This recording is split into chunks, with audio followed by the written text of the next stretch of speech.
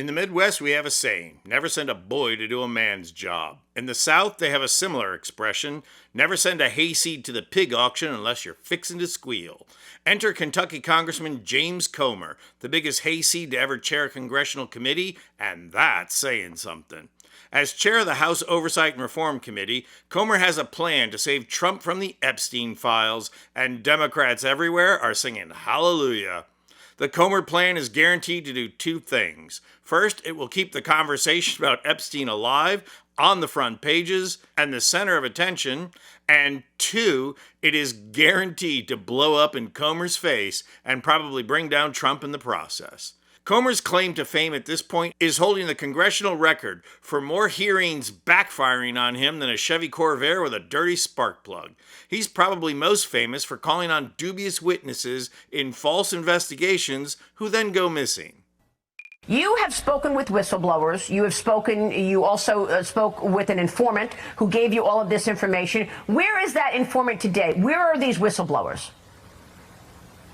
Well, unfortunately, we can't track down the informant. We're hopeful that the informant is still there. The whistleblower knows the informant. The whistleblower is very credible. Hold on a second, Congressman. Did you just say that the whistleblower or the informant is now missing? Well, we're hopeful that we can find the informant. Now, remember, these informants are kind of in the spy business. And his lack of parliamentary procedure is legendary, which Jasmine Crockett took advantage of like she was playing a fiddle.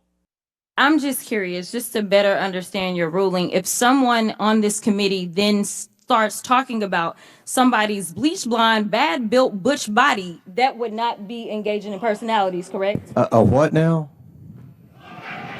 Chairman, I make a motion to strike those words. I don't think that's Hold a on. part of I'm trying to find clarification on what quality. Chairman, motion to I strike had no those idea words. what you just said. We're not gonna do this. Look, you guys earlier literally just You just voted to do it. Y'all did it first, so you don't want to talk about voted to do it. Order. I'm trying to get clarification. Look at calm down. No, because this is what y'all do. So I'm trying to get Miss clarification. Crockett, you're not recognized. Miss I Crockett. can't hear you with your And you yelling. don't want calm me to down. Be, Can no, you please calm down? Don't tell me to calm down. Calm down. Because y'all Please talk calm noise, down. and then You're out of control. Because if I Look, come, Chairman, if I can we come send and talk, Comer is so far out of depth here that he doesn't have a clue about how many obstacles are going to get in his way. Former prosecutor Dave Ehrenberg outlined a couple of ways these hearings will go so far south on Comer. I'm going to show a couple of things he said, and so if you're a fan of karma, then you definitely want to stay for the last clip. One of the first things Ehrenberg pointed out is that the witness list is a clown show. This list came from the legal advisor called Arnold the Pig. I don't think that anyone, though, gave Comer legal advice. I think this list was developed by a political advisor. It just looks like Comer threw darts at a list of Trump's enemies from both sides of the aisle. Like, why is Hillary Clinton on the list? What does she have to do with this? Bob Mueller, who Trump hates, it was the FBI director at the time, but he had nothing to do with the non-prosecution agreement. You know who did? Alex Acosta, but he's not on the list, as you correctly noted. Of course, Trump's not on the list either. So yes, Comer thinks he's going to bring out Democrats and embarrass them, but the strategy is not going to work because they have nothing to do with the topic. It's going to give the witnesses and Democratic representatives on the committee an opportunity to show what a scam investigation it is.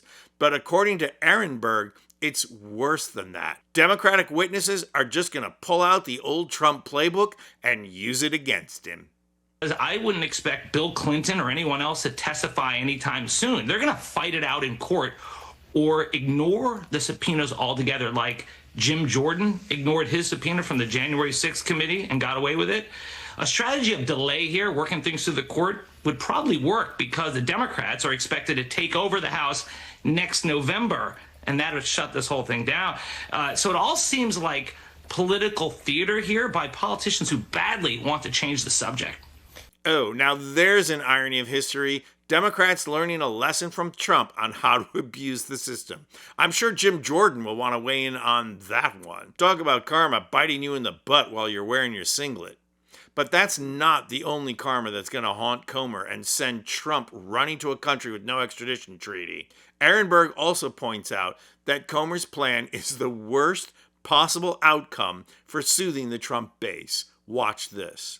Right. And this base is not going to be satisfied by just hearing testimony or getting redacted grand jury records. And that's where the administration is going. The administration is trying to placate their base, which is up in arms, because the base had been promised the Epstein list, and there is no Epstein list. But there is an Epstein file. And now the administration is saying we're not going to release the Epstein file. And as far as the grand jury records, those are unlikely to get released as well. I don't think it's going to work because this base has been promised things that the administration is refusing to deliver. And even if the judges grant the motion to release the grand jury transcripts, they're only going to release the redacted version. In the government's motion, and I read it, it says that they promise to redact the identifying information of third parties who have not been charged. So the MAGA world, who already feels betrayed, is not going to stand for this. So either way, they're going to lose. And these are people who feasted on conspiracy theories, and Epstein has been the main course. So if they think that the grand jury records will tide them over, it'll be the latest miscalculation in this unending controversy. Who would have thought that James Comer could possibly make things worse for Trump? Everyone. That's who. When all you do is put sycophants and loyalists in charge, the first thing you can expect is hubris, and the last thing you can expect is good strategy and follow-through. Comer is the gift to Democrats that keeps on giving, kind of like the Epstein files. I'm Anthony Vincent Gallo for Occupy Democrats.